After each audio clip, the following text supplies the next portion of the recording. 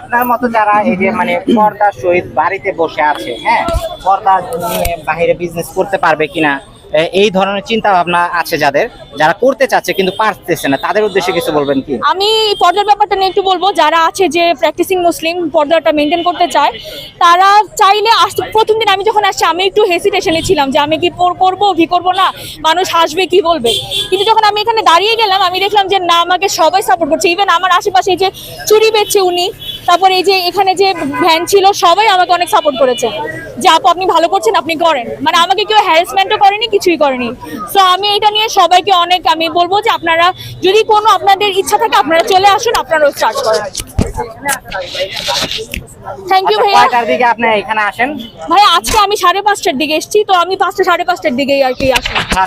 5টা 5:30টার দিকে আসেন। মানে ঠিকানাটা একটু বলে দেন, কোন আমি জায়গাতে আছি বসেন? ঠিক আগারগাঁও নির্বাচন ভবনের অপোজিটে আমি থাকি। আমার গাড়িটা হচ্ছে রেড কার। আর এটা বন্ধ করলেন কেন? আর আমার যে শপটার খুলতে বলেন, আর আমার যে শপটার নাম এটা হচ্ছে সুগার হুইলস। সুগার হুইলস, তো এখানে লেখা ছিল, গাড়িটা বন্ধ হয়ে গেছে।